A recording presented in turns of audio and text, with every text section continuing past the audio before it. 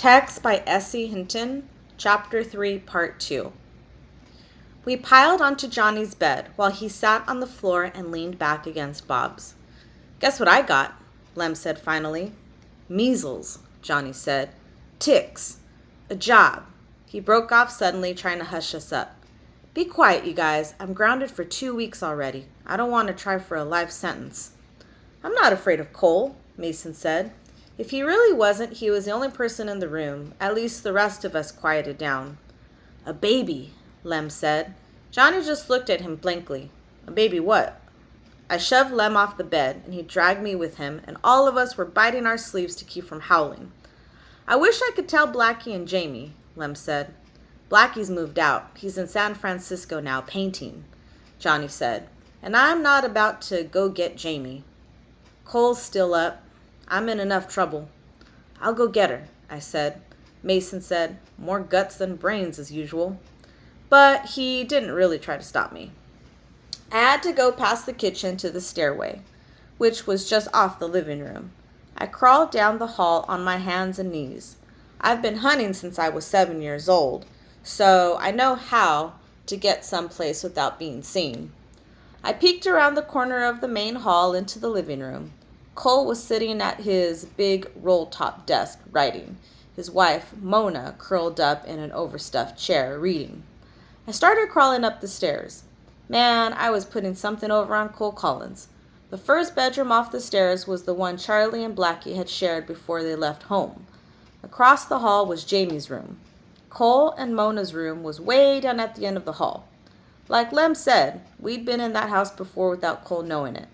I pushed Jamie's door open slowly, trying not to make any noise. Jamie lay face down on the bed, hugging a pillow.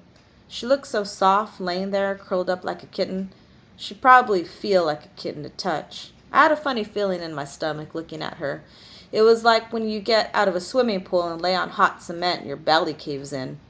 I reached over to wake her up. "Hey," I whispered. I didn't have time to touch her quick as lightning. She whipped a water pistol out from under her pillow and squirted me right in the face with it.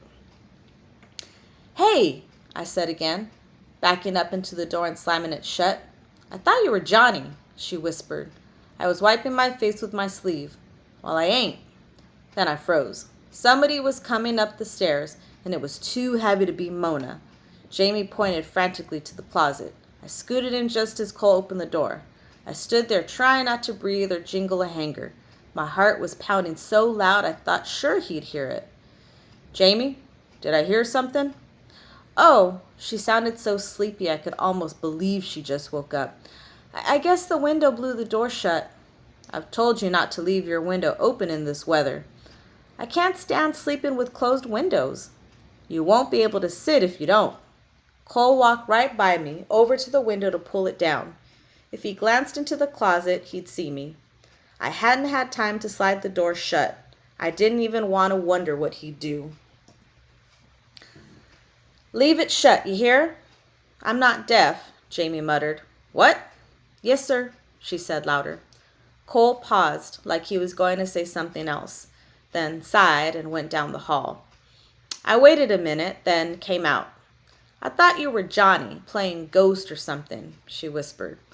"Well, that's as close to being a ghost as I want to get," I said. "Boy, howdy, you are always prepared, ain't you?" "You better believe it. What's going on?"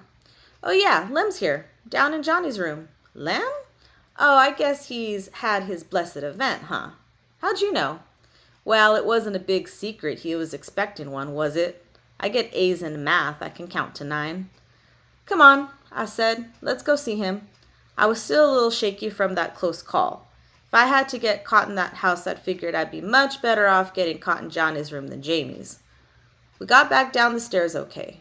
Johnny and Bob and Mason were sitting on one bed, while Lem was showing them how he'd paced the floor in the waiting room, smoking cigarettes, just like you see expectant fathers in cartoons. Everybody was laughing and trying not to make any noise. "Getting a rainstorm on the way?" Mason asked me. "Trigger-happy Jamie strikes again," Johnny said. "Be thankful it wasn't loaded with ink." And when Bob started to open his mouth, Jamie cut him off by saying, "It could have been my BB gun instead of my water pistol, So skip the lecture, Bobby. Maybe you better go back and try getting out of the other side of the bed, Bob said. I didn't want him fussing at Jamie, so I said, Cole almost caught me in Jamie's room. Man, can you imagine? Jamie said. Instant death. Well, you are a little young to be keeping men in the closet, Johnny said. If I had my way, that's where they'd all be. She turned to Lem. So, what was it? A boy, Lem said profoundly. Yeah, said Jamie. Well, don't worry. If it'd been a girl, you could have just tried again until you got what you wanted. Geez, don't get her started on her woman's lib stuff, Johnny groaned. I ought to know something about discrimination. Look who has a motorcycle and who doesn't, Jamie said. I'm glad Connie doesn't mess around with that stuff, Lem remarked. I think women ought to stay home and take care of their husbands and kids. Jamie's eyes widened, then narrowed down like a fighting cat's. Johnny gave me a look that said, Oh, brother, now he's done it. If Connie can figure out which end to diaper, she'll be doing better than most people expected. So I'm not surprised she doesn't mess around with that stuff. Lem, like Mason, was used to treating Jamie like a little kid. I was the one who noticed she wasn't a little kid anymore. Jamie, you don't know nothing about being a wife and mother, so just hush. Jamie started to say something, caught a warning glance from Bob, and stopped for a second. Then she said, Well, good luck with the prince and heir, Lem. You're gonna need it. Personally, I don't think you two could raise a cat. Everybody sat there, the fun drained out of them. Nobody had wanted to think about the serious part of having a little kid. Lem looked tired all of a sudden, older, like he'd been reminded of things he'd been trying hard to forget. You sure know how to cheer people up, Mason said to Jamie. Lay off, I said sharply. Mason gave me a funny look. Jamie jumped up. I was only telling the truth, and you know it. She stomped out and slammed the door on purpose. Great, said Johnny. We didn't need any more encouragement for leaving, but Cole's voice on the stairway, talking to Jamie, gave us a good motive for speeding it up. We climbed out the window in a much bigger hurry than we climbed in. Here comes Cole, Johnny whispered. See ya. He almost closed the window down on Lem's leg. We flattened ourselves up against the side of the house. If Cole could look out the window, he'd better not see anybody. We walked back across the field in silence. Mason and Lem were covering a lot of ground, the way long-legged people usually do, but I could have run circles around them. Night air affects me like that. I didn't, because it seemed like it would be disrespectful to Lem. He looked so sad and tired. He stopped on the porch instead of coming in with us. I better get back. I gotta get up early and go to work. Tell little Lem hey for us, huh? I said. Sure. Lem grinned a little. I forgot to hand out my cigars. He took a handful of joints out of his shirt pocket. Made up special, too. A guy I know at work gets it from me now. Real good stuff. I took one. It was almost as big as a cigar. Mason shook his head. I'm in training. Oh yeah, basketball star. You'll have to teach Lem Jr. the fast break. Sure, Mason said.